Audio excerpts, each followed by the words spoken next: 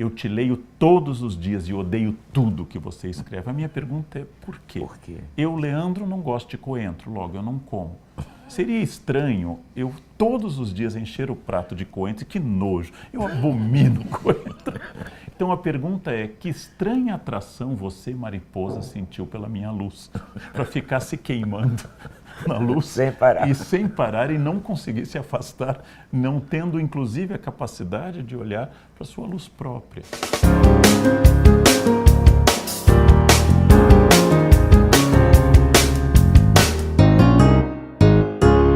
Difícil entrevistar Leandro Carnal, eu acho, porque eu acho ele tão fascinante. Ele domina tanto a língua, domina tanto, ele tem um humor tão especial que não sei por onde começo. Posso começar classicamente, assim, palestrante, historiador, professor, pós-graduado, mestrado, descendente de alemães, gaúcho, e vai por aí.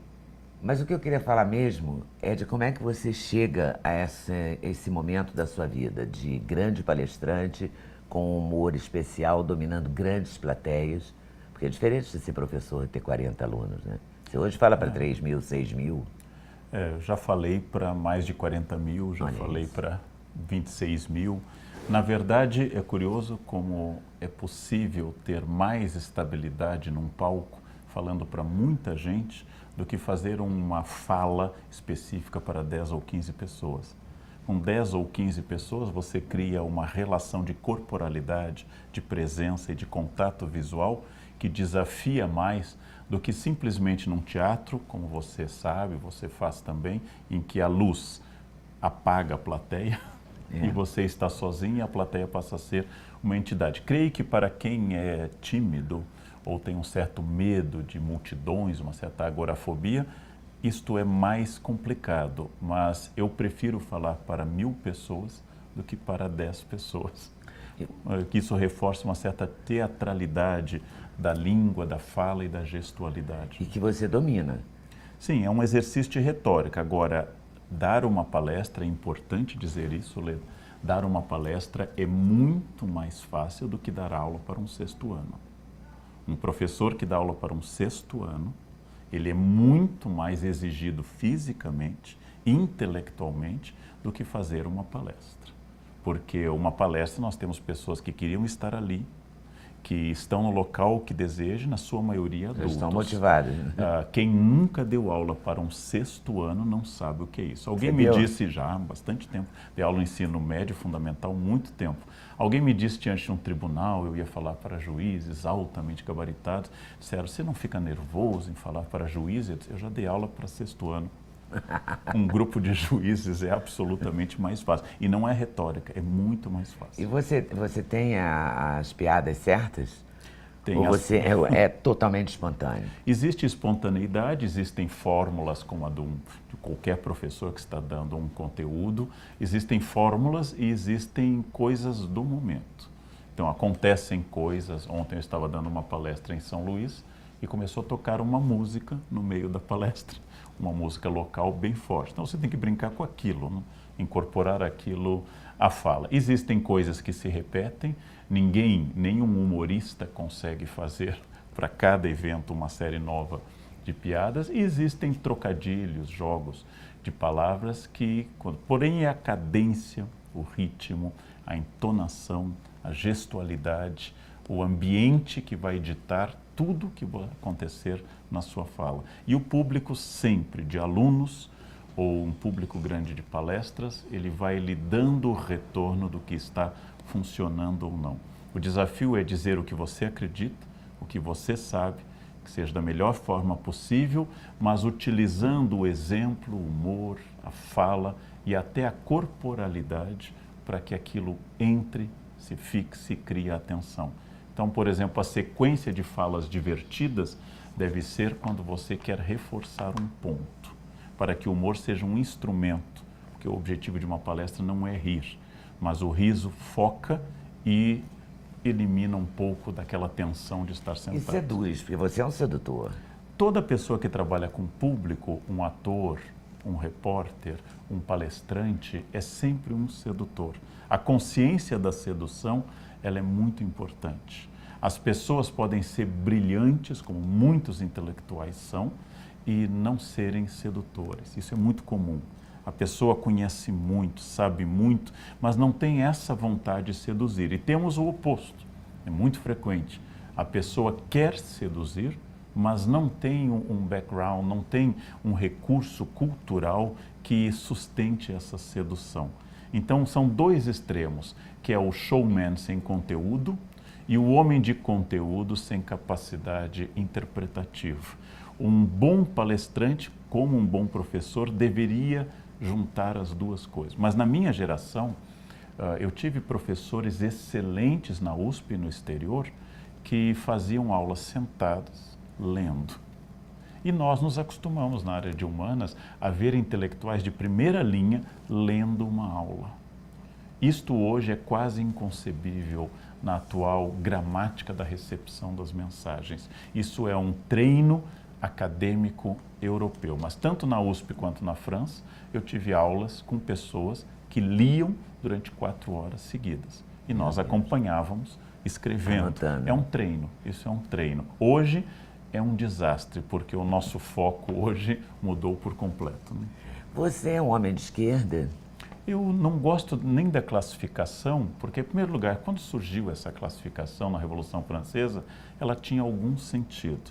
Então, vamos começar com a comparação. Eu sou de esquerda comparado com Jean Willis ou Bolsonaro?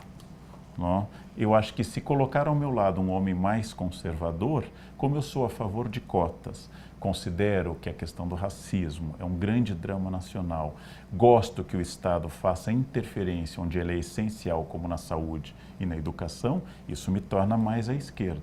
Como eu nunca critiquei a propriedade privada em si, como eu não acho que necessariamente alguém é virtuoso por ser pobre, isso vai me tornar mais conservador. Então, em um meio conservador, eu sou tido como de esquerda. Em um meio mais à esquerda, eu sou tido como conservador. Eu acho que essa classificação, ela é pobre. Não se trata de ser de centro ou a crítica atual, que é ser isentão.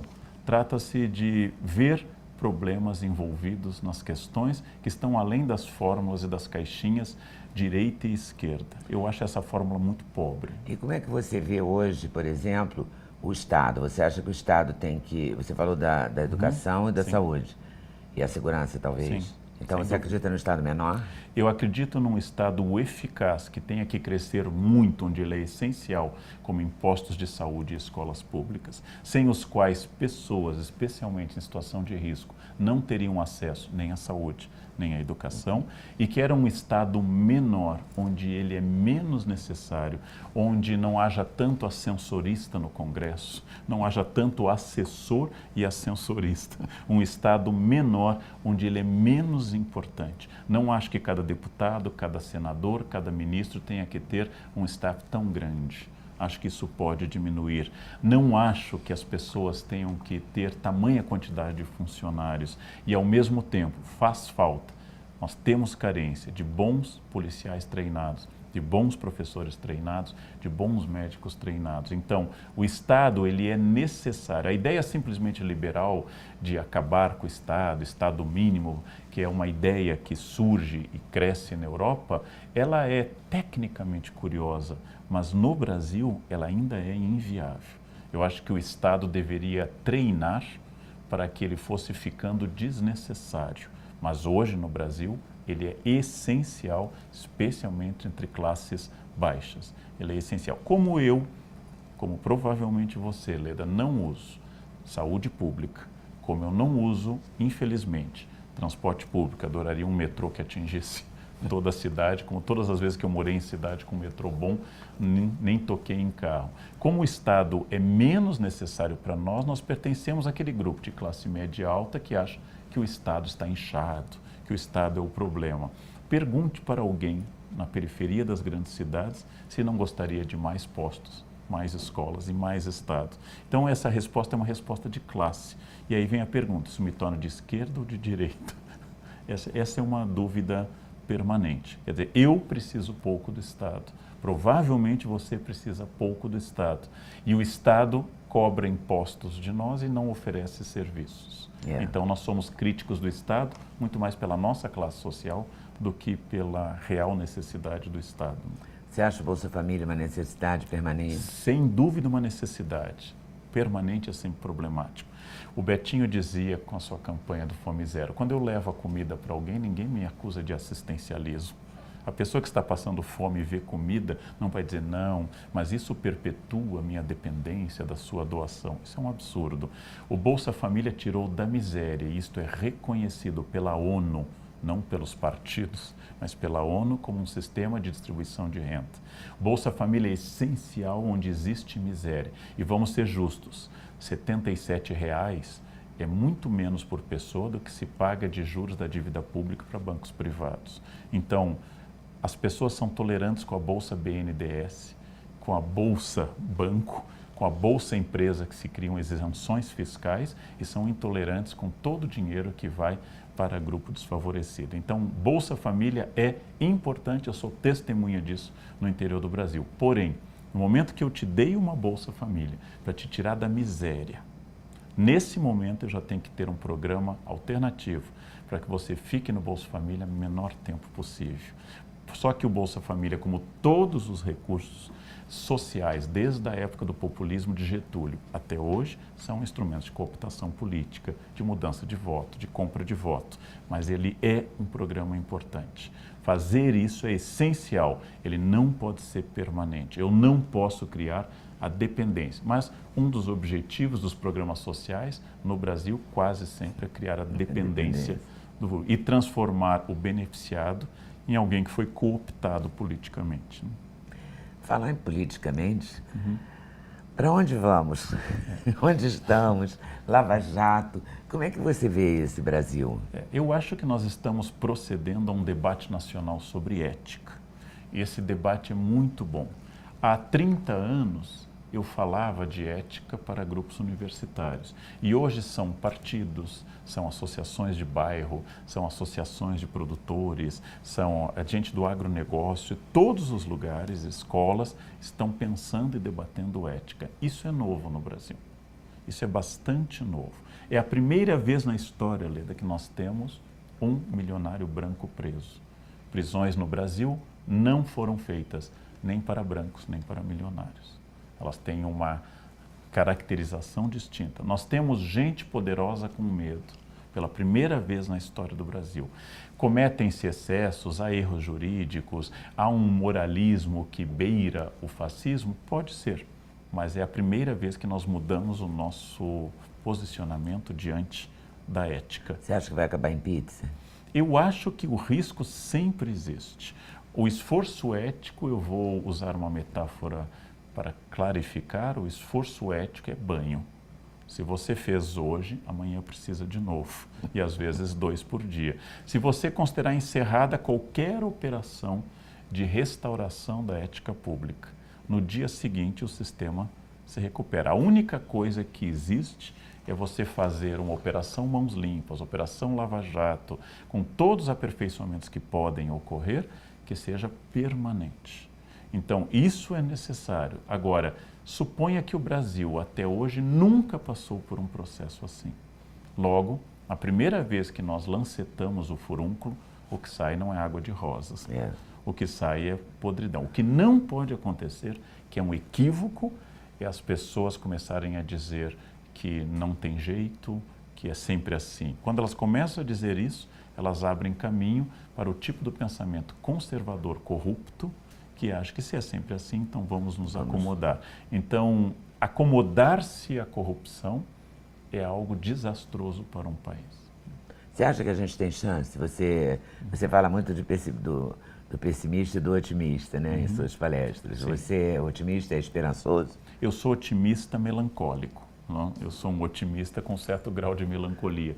Eu trabalho com jovens. Em primeiro lugar, um professor que dá aula para jovens, como eu dou na graduação e na pós-graduação da Unicamp, eu não tenho como ser pessimista. Os meus jovens são vivos, são inteligentes. A inteligência mudou nos 35 anos que eu estou dando aula. Ela se tornou mais imagética, mais rápida, menos focada e mais ampla. Porém, eu tenho jovens inteligentes, cheios de vida, querendo entrar no mundo e no mercado. Eu não tenho jeito de dizer a eles, não faço. Isso é um pouco injusto para um professor. Então, eu sou obrigado, como eu já disse em palestra, eu sou como um médico obstetra, eu vejo vida surgindo. Claro que um médico proctologista tem outro ponto de vista, ele tem um direito a ser um pouquinho mais pessimista com a obra humana, ou com a criação, mas eu sou uma espécie de parteiro permanente, então eu vejo jovens defendendo tese, seguindo pesquisas, cheios de entusiasmos, e eu sou um otimista. Otimista pelo fato de que nunca nós tivemos tanta gente na escola. Escola na média ruim, escola na média ineficaz, mas somos a geração que viu a maior quantidade de alfabetizados. Temos hoje um menor número de analfabetos totais no Brasil, 8,3% da população, ainda alto, mas se comparar que nós já fomos mais de 96% de analfabetos. Temos um grupo enorme de analfabetos funcionais, mas também é o menor da história do Brasil. Resultado, nós temos condições de criar um país melhor. Temos mais preocupação política. Eu adoro, Leda, que os jovens, mesmo gritando e se insultando, estejam discutindo política nas redes sociais. Porque houve uma longa geração, que é a minha, que nasceu durante e cresceu durante a ditadura, que se tornou muito isenta da política. Porque a política não nos era dada discutir, nem fazer nada. É uma geração que pergunta, ou que cantava, né, que a gente somos inútil. A gente não votava para presidente, não era ouvida a nossa opinião, a gente somos inútil. Essa silepse que se tornou um rock. Ou seja, isso é muito importante. Essa geração está discutindo política, está indo às ruas, jovens de esquerda, jovens conservadores. Jovens de direita. Jovens de direita. A direita está crescendo, a direita sempre existiu, não tinha visibilidade? A minha percepção é que os conservadores, grosso modo chamados de direita, sempre existiram e sempre foram maioria. Porém, exatamente a experiência da esquerda no poder deu visibilidade à direita. Porque logo após a ditadura, ser contra o regime militar, ser contra a tortura era uma questão ética. Durante a Constituição de 1988, você não poderia defender assassinatos de Estado, torturas, mortes como a do Vladimir Herzog. Você não podia nem falar nisso.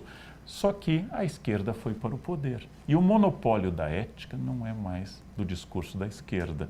Então, houve, inclusive por causa da estabilidade econômica do Brasil no início do século XXI, houve a ascensão de uma classe média e de uma classe D e E, que ascenderam também e puderam se dar a algumas percepções que antes talvez não fossem possíveis de serem tornadas públicas. Resultado, o conservadorismo generalizado, diluído, meio plasma da sociedade, encontrou redes sociais, uma certa estabilidade e o poder da esquerda. Então, esses conservadores, com propostas muitas interessantes, tal como a esquerda, muitas propostas conservadoras que vêm lá do século XVIII, quando Burke escreve, por exemplo, suas reflexões sobre a Revolução Francesa e critica a ideia de revolução.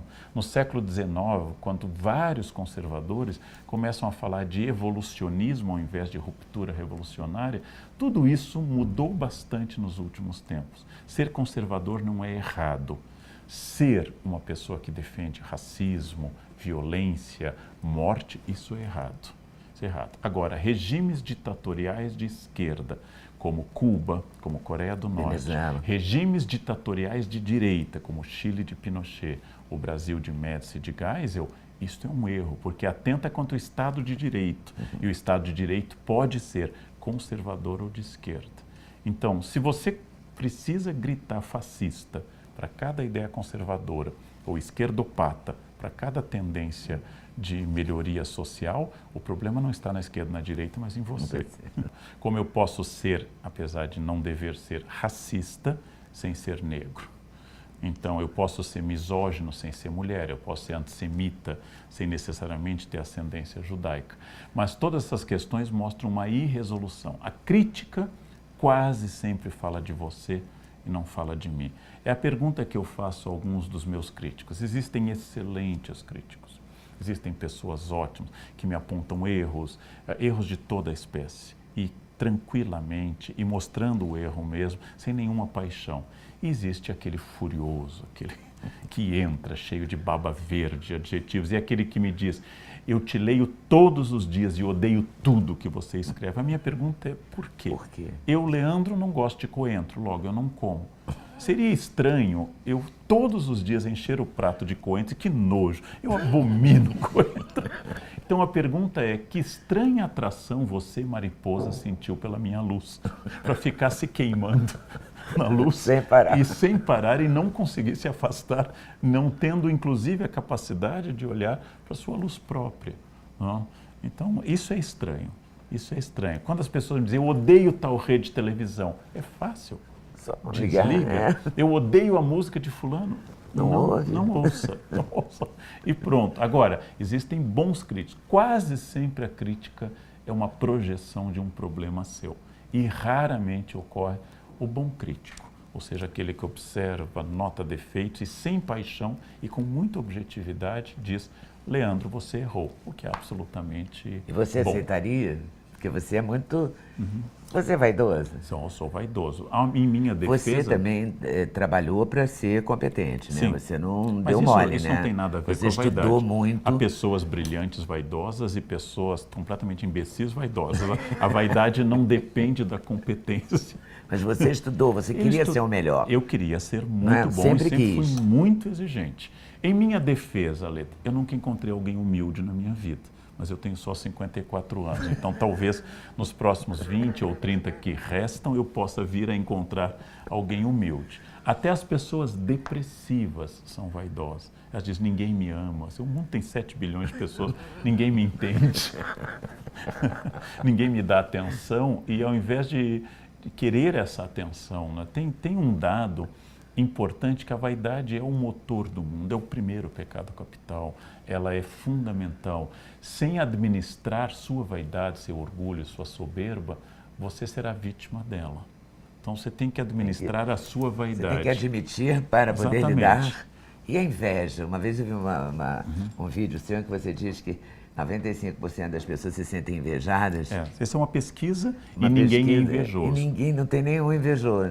A inveja é dos 7 pecados capitais, ela é a única que carece de orgulhosos. Porque todos os outros 6 pecados, eles têm gente que se orgulha. Por exemplo, o homem agressivo, dotado de ira, que é um pecado capital, ele diz: eu não levo desaforo para casa mesmo, bateu, levou. O homem que é atacado de luxúria, ele diz: comigo é assim, né? Traço todas.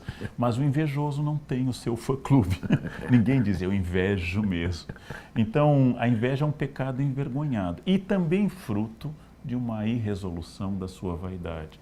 Ontem, numa fila de avião, eu, educadamente, sorrindo, indiquei a uma senhora idosa que estava na minha fila, que era de preferências comerciais, que ela seria primeiro atendida na fila ao lado, de preferências legais. E ali ela embarcaria primeiro. E ela começou a me insultar, sendo que eu falei sorrindo e tranquilamente. E aí sobe o meu sangue, vontade de também entrar no jogo dinâmico dela, ou seja, de devolver o insulto. Eu tenho que saber... Porque ela achou que estava chamando ela de velha? Não. Eu disse: a senhora está na fila das preferências legais. Ela disse: eu sou idosa, então a senhora será melhor atendida e primeiro nessa fila ao lado. E sorrindo. E ela começou: é cheio da sabedoria, né? Você é cheio da sabedoria. Começou a me insultar. Então ela está dialogando com a minha vaidade, a vaidade que eu sei sempre qual é a fila correta. Eu sou rato de aeroporto de ascendência alemã, então estou sempre na fila correta. Chega na hora. Chego na hora. Antes, estou esperando, já com o ticket na mão e com o RG já no ângulo correto. Mas o aeroporto é um local de encontro de pessoas, como eu brinquei esses dias, com o portão 1A de Congonhas. Do lado direito, uma parede. Do lado esquerdo, pezinhos no chão, levando. Como é que alguém pode ter dúvida naquele portão? Porque atravessar a parede... E uma pessoa me pergunta: para que lado eu vou? Se você não for um X-Men, é para a esquerda. Se você atravessar a parede, é para a direita.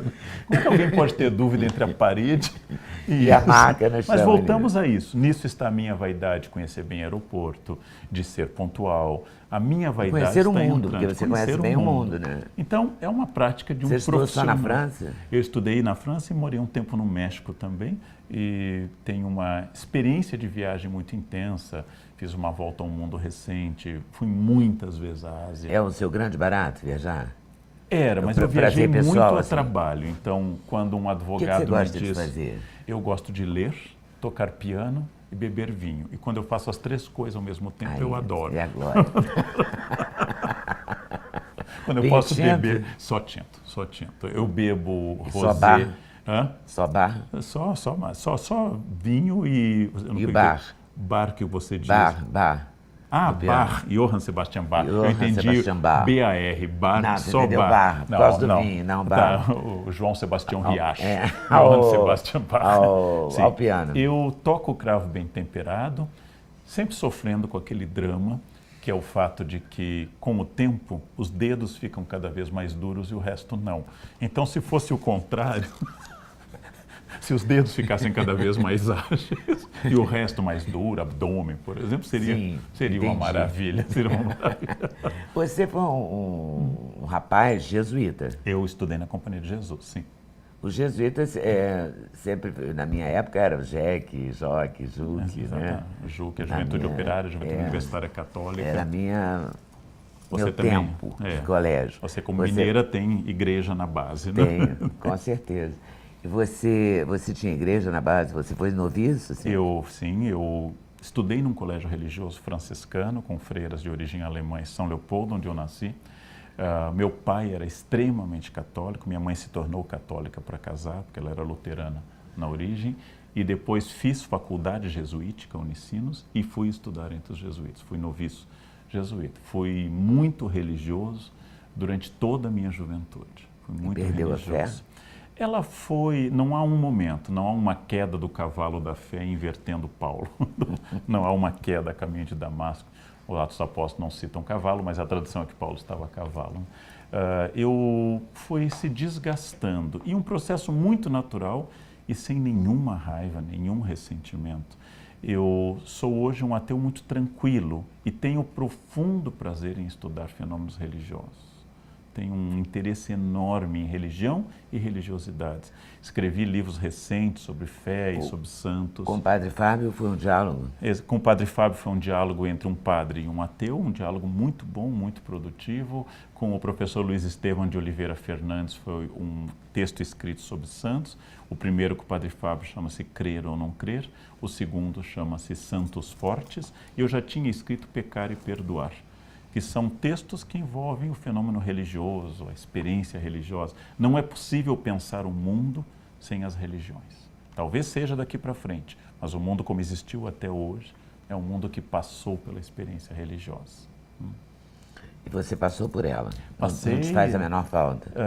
Sem eu rancor, acho mas nenhum. sem lembranças? Nenhum. A igreja conhece gente fascinante, os textos religiosos são... A arte religiosa, quem é que não vai gostar de Caravaggio, de Judite e Holofernes em Roma, no quadro? Quem é que não vai gostar de arte religiosa, da beleza de um aleijadinho, da música de Bach? É impossível não gostar de arte religiosa. E não tenho nenhum ressentimento, porque eu acho que o ressentimento, ele é sinal de fé. Então, quando eu vejo um texto do Saramago, que é um grande escritor, especialmente o texto Caim, que ele fala com ódio de Deus Pai, diz assim, eu não tenho ódio da cuca, eu não tenho ódio do boitatá, eu não tenho ódio de gnomo, eu nunca amanheci, esse boitatá, porque eu tenho certeza que o boitatá não existe. Eu acho que o ódio é uma fé. Você tem certeza que Deus não existe? Tenho certeza absoluta que não existe Deus. Não? Como uma pessoa de fé tem certeza absoluta que um dos dois estará errado, mas também será irrelevante, porque o julgamento será individual. Então, um dos dois estará. Há um juízo final previsto em Mateus 25 coletivo, mas isso é um pouco mise-en-scène, né? É um julgamento individual de cada um. Né? Eu, por mim, ficava conversando com você o resto da vida, mas tem duas coisas que eu não posso deixar de perguntar. Uma que é essa guerra que se tornou o Brasil, quer dizer, as pessoas conviviam, enquanto no Orkut, mais ou menos bem.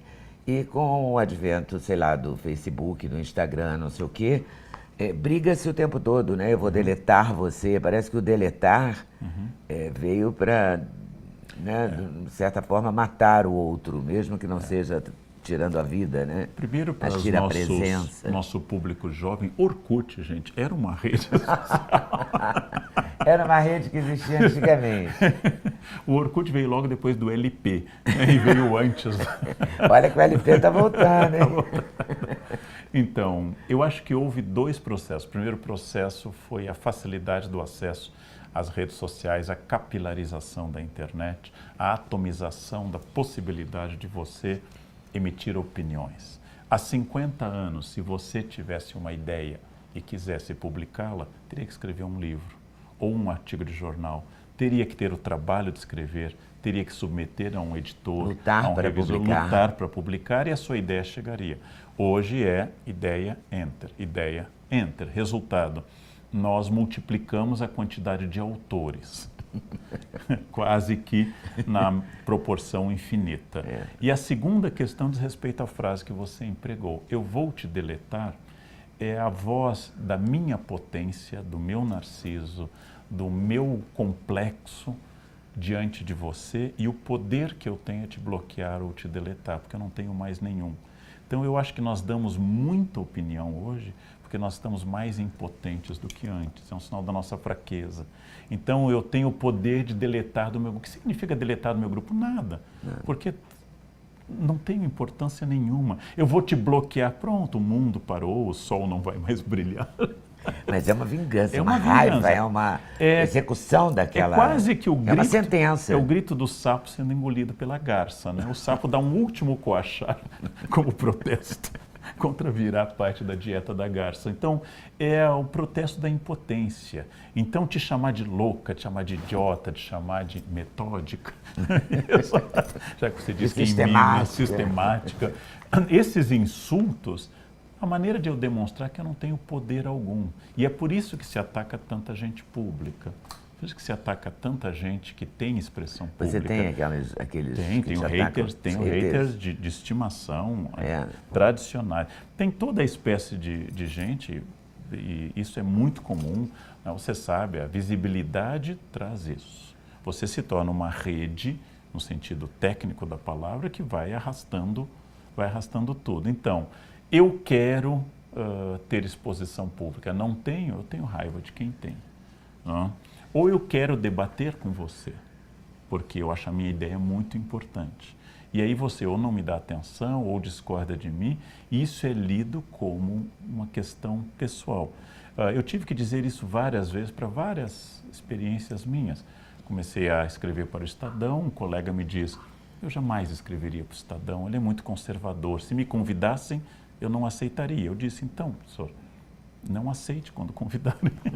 É um direito seu, é uma possibilidade sua. Vários me disseram, eu nunca jantaria com o juiz Moro. Excelente. Quando ele for à sua casa e lhe convidar, esmurrar só, pelo amor de Deus, jante comigo. Você diga, não, meus princípios não permitem Viva isso. A sua vida, né? Então, eu não falaria com a Leda Nagel, sem problema. Assim que ela ligar, já bloqueei o número dela. Já não aceita. Antes, né? É fácil, né? Agora, por que eu me irrito que alguém faça o que eu não faria? Porque uma parte minha tem uma irresolução. Porque Narcisa já vê que não é espelho. Citando o Sampa do Caetano, né? Aí Caetano também é um alvo dessa. É alvo Não, há alvos, escolhe esses alvos, né? Exatamente. Vai mudando de um para o outro, de um escândalo para outro. É que também esse ataque produz um esvaziamento das ideias, né? Como disse um grande poeta francês, que eu adoro, Paul Valéry, ele disse, quando eu julgo, eu não vou ao fundo das questões. E como ninguém mais vai ao fundo das questões, nós julgamos o tempo todo, julgamos sem parar. Julgamos porque eu não quero examinar, eu quero apenas adjetivar. Eu tratei disso no livro Todos contra Todos, o ódio nosso de cada dia, e é um livro que deve ter tocado, porque está tantas semanas entre os mais vendidos, que as pessoas perceberam que o Brasil cordial, pacífico e tranquilo é uma construção. Bom mesmo é odiar. O legal eu E o odiava. Brasil foi tranquilo mesmo um dia? Não, Foi nunca simpático? Nunca foi. Sempre foi violento. Só que, como diz o Nelson Rodrigues, antes os idiotas estavam muito isolados. Eles não tinham essa capacidade de Nem a constituir visibilidade, nem a né? visibilidade. E união, né? E um dia eles descobriram que eles eram maioria. E eles foram à luta buscar o seu canto. Ou seja, as pessoas descobriram que elas todas, não precisa ser um Nelson Rodrigues, não precisa ser um Joaquim Nabuco para publicar um livro, um Nelson Rodrigues para escrever uma peça, basta escrever. Não precisa escrever, basta fotografar. A foto você está onde? A foto. Né? Você, para encerrar mesmo, você é famoso. Você lida com essa fama diariamente, no aeroporto, nas ruas, né? Provavelmente quando vai à padaria, se vai à padaria. Ao né? banheiro também. Ao banheiro de aeroporto tem tentativa de selfie. Né? Eu não acho o melhor lugar, mas tem paparazzis. Você tira de letra? Não, nem sempre. Eu não sou tão sábio. Tem momentos difíceis. 90% das vezes é muito fácil. Quando chega uma pessoa simpática e diz que é alguma coisa, que a pessoa gosta e quer uma foto, ou traz um livro para autografar, ou quer dar um depoimento breve, e eu estou bem e a pessoa está bem. Esse é o Leandro que eu gosto também, esse é o Leandro que eu namoraria, sabe?